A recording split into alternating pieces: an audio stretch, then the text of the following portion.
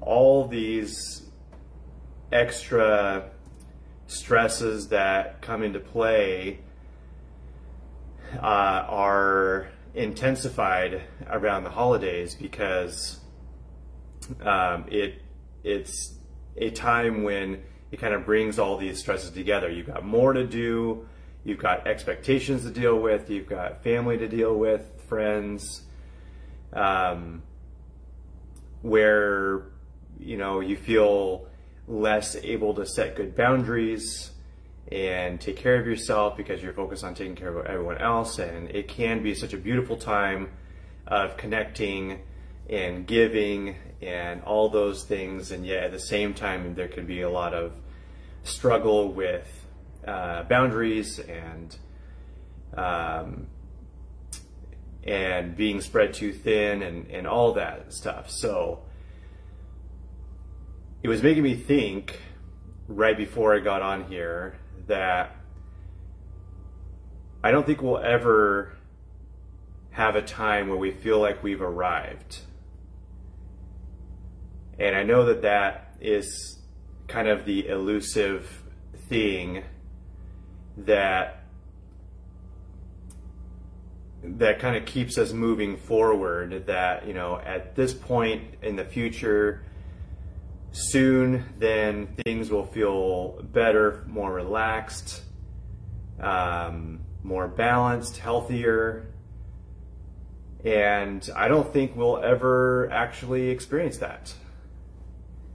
It's like climbing a mountain. If you've done some hiking in the hills and the mountains, then you know how often it feels like, oh, we'll just go up there and then we'll rest for a while. And when you get there, you realize there's more. And it was just that the angle of the hill changed a little bit, so you couldn't see past it. So it looked like that was maybe a ledge or a new stopping point, a new height to reach. And then once you get there, then you can see that it wasn't really a stopping point, just kind of continues on up and up and up. So that can be discouraging. And especially in seasons like the holidays where it's extra busy, that it can feel overwhelming and discouraging. But I do believe that that's what we signed up for in this human journey. We are in the game of life. And there are brief moments of victories, things to celebrate, which we really should practice pausing and celebrating those things. But the story carries on. The quest continues. We get to pause, we get to think about it, we get to pause and celebrate certain moments, but ultimately we are here for the challenges. We're here for the drama, we're here for the overcoming. And that is what makes life interesting and exciting when it's not totally overwhelming.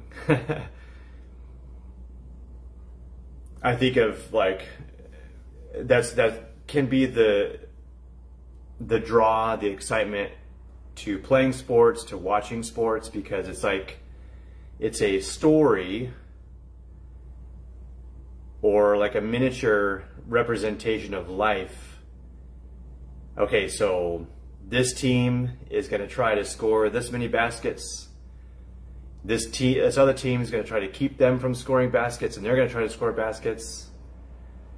And who is going to prevail? And how is it going to go? Who is going to be more strategic? Who's going to be faster? Who's going to be stronger? And if everything was automatically set, if we were able to do calculations and have that calculations come out accurately 100% of the time, it wouldn't be interesting.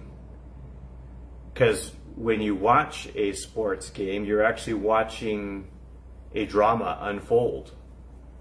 Like, you don't know what's going to happen, they don't know what's going to happen, It may happen like you think it's going to happen, but sometimes it doesn't happen the way you think it's going to happen. Sometimes the end result is what you thought it was going to be, but then the journey along the way wasn't what you thought it was going to be. So Argentina just won the World Cup, and why does it mean so much for them to win that? It obviously meant the world to them to win, but why? And it is because of the struggle, the uncertainty, the overwhelm, the number of other nations that want the same thing. So I think when it comes down to it, when you realize that we're here for the story, that means we're here for the struggle, and we're here for the challenges and the overwhelm. And it's why Theodore Roosevelt's "Man in the Arena" quote is one of my favorites. It is not the critic who counts, not the man who points out how the strong man stumbles, or where the doer of deeds could have done them better. The credit belongs to the man who is actually in the arena, whose face is marred by dust and sweat and blood, who strives valiantly, who errs, who comes short again and again, because there is no effort without error and shortcoming, but who does actually strive to do the deeds, who knows the great enthusiasms, the great devotions, who spends himself in a worthy cause, who at the best knows in the end the triumph of high achievement, and who at the worst, if he fails, at least fails while daring greatly, so that his place shall never be with those cold and timid souls who neither know victory nor defeat. So if you are in the struggle, if you're in the drama, if you're in the overwhelm,